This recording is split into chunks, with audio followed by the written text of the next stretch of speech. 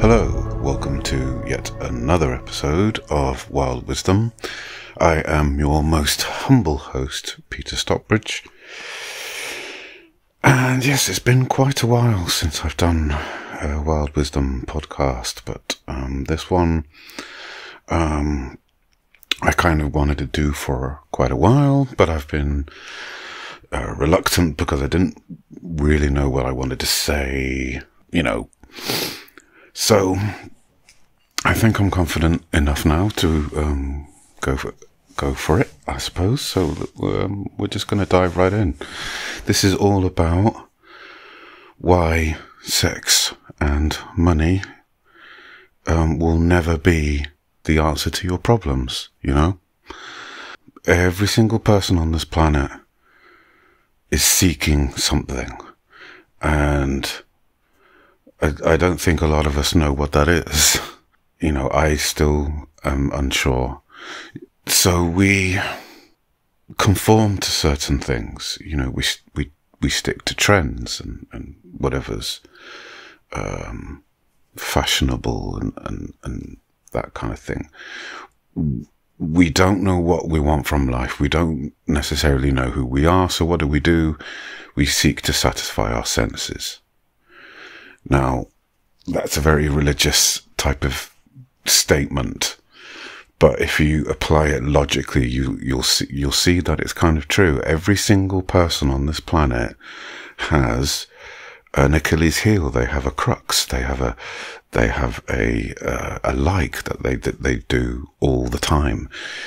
Some of us like to exercise. We'll go out running, we'll go to the gym, do some exercise. We'll do that, very often, a few times a week. We may be more obsessed with that. Everyone has all these different things. You have someone who's obsessed with computers, someone who's obsessed with art, or someone who's obsessed with music, someone who are drug addicts or alcoholics, or we all have our own ways of coping with life, and a lot of that is, if not all of it, down to our sense gratification. We need to satisfy either our eyes or our ears or our sense of smell or our taste or, even our touch. It's all attributed to this inherent need for us to satisfy our senses. So that's the point I'm trying to get across. Now, the chief of all of these is sex and money. The entire world revolves around those two things. It's actually three things. It's sex, money, and power. But I'm focusing on sex and money because I believe that power is a means to obtaining sex and money. I feel that at the very top is sex, and then money comes right below it, and power. Power, yes, is a very desirable thing, of course, but it's just another one of those three things. It's the want to dominate over people. It's the want to sort of be satisfied, but whatever it is, we're seeking to gain pleasure out of either nice things or bad things. And we all come in all shapes and sizes as people, but I'm here to kind of try and get across what I think the real lures of the world are. And I think chief of one of those things is sex.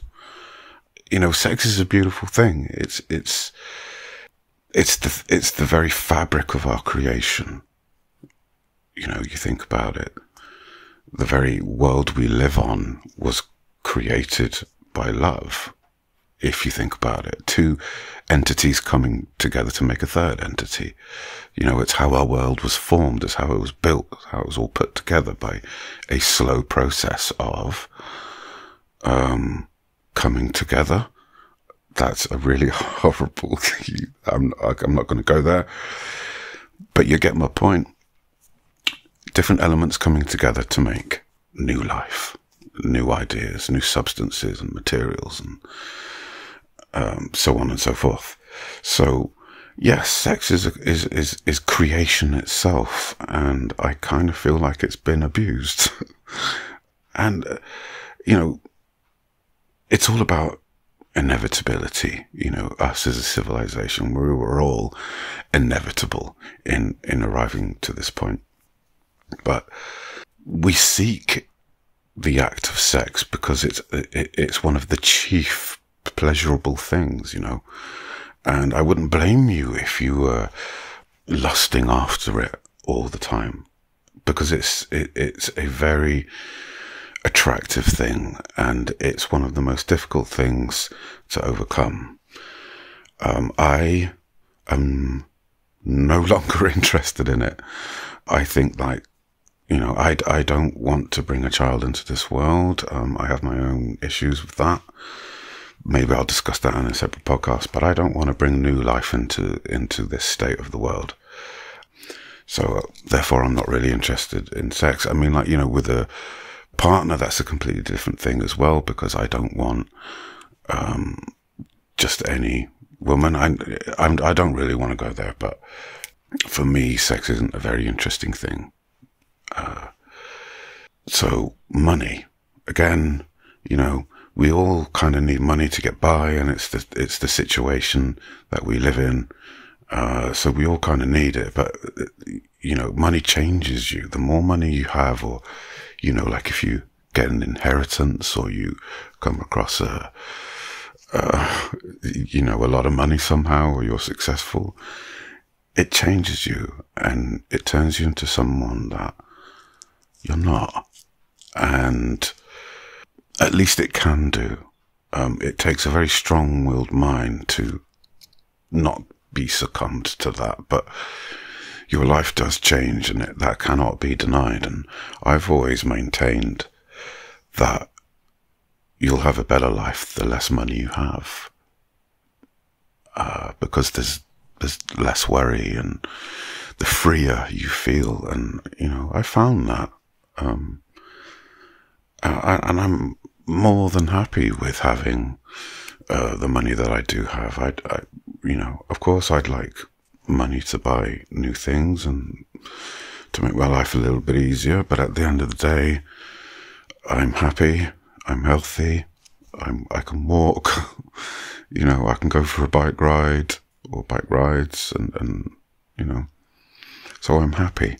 So you know, yes, I need money to get by, but it's, you know, I know that if I had loads of it, I'd probably just give most of it away, you know, otherwise I'm just going to spend it on shit. And, you know, if, you know, I don't need a bigger house, you know, a nice bungalow will do me. I'm fine with that.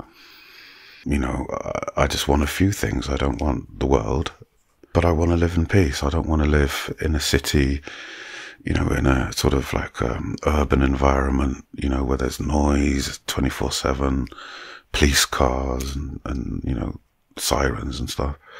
I want to live in a peaceful environment, a countryside that's kind of, you know, got one foot in the sticks, and, you know, you're about 10-20 minutes walk from, you know, some local shops or something. You know what I mean? It's that's, you know, it's the peaceful life that I want. I've realized that the true way to peace is having less, keeping your life simple as possible, and trying not to be affected by anything. That's an impossible task, but you can only do your best in this day and age. You know, try not to satisfy your senses as best you can.